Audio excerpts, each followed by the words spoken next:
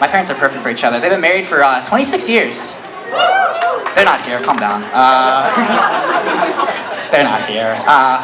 But like 26 years, that's a long time. That's very sweet that you did that. It is very impressive. It's not surprising because they are just about perfect for each other. They met in jury duty,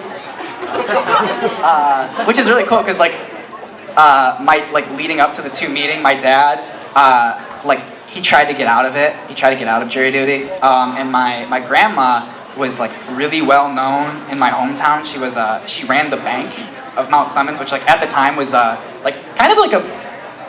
really a job that a woman technically had. So my dad tells me, she passed away when I was really little, but my dad tells me that my grandma, when she would get angry, would get taller. She was this very intimidating woman, so she became friends with lawyers and judges because she worked in the bank and stuff. So my dad, when he found out that he was assigned to jury duty, he went to one of the judges that was friends with my grandma's house and tried to get out of it. And the judge said, if your mother knew that you were here, she would lose her mind with anger. You're going. So my dad decides to go to jury duty, and as he's walking out of his office to go to jury duty, he shouts back to everybody else in the office, if I'm going to go to this thing, I better meet a woman. Careful what you wish for, Dave, because he did, and it was little Colleen Offenbacher. And now they've been married for a long time. It was funny, they were in the waiting room, waiting to get called in, and it was getting pretty late, and a lot of people have been dismissed. And my mom was sitting alone in a row of chairs, just completely by herself, with 10 chairs to her right and 10 chairs to her left. And my dad saw her and approached her and gestured to the chair directly next to her and said, is anyone sitting here? And my mom, she looked up at him and went,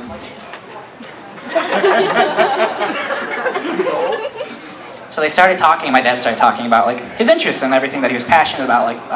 He's had horses since he was 5 years old. He loves playing piano and guitar, and they were talking for a while. And I said, Mom, what did you think of Dad when you first met him?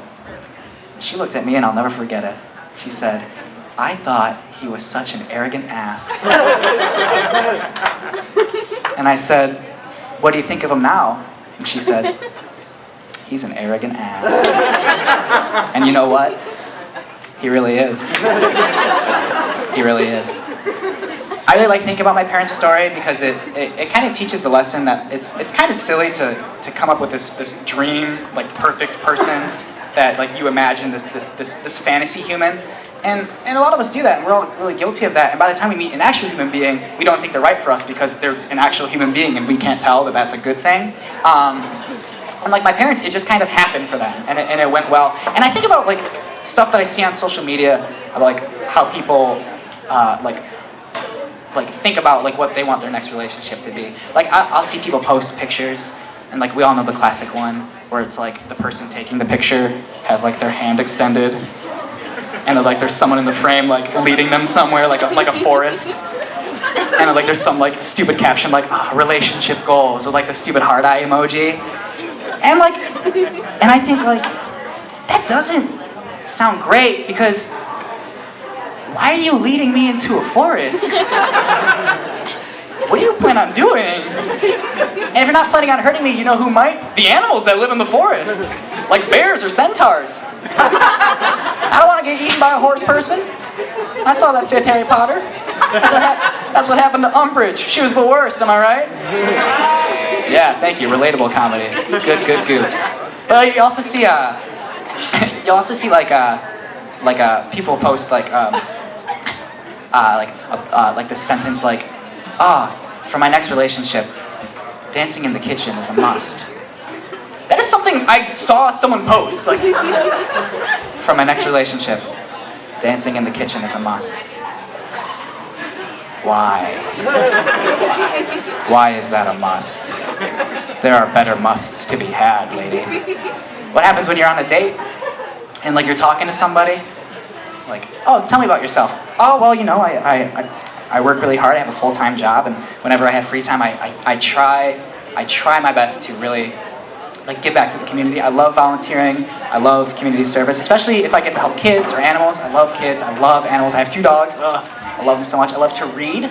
I'm financially stable. I don't have any debts, and certainly I don't have any emotional baggage that will almost certainly scar you forever.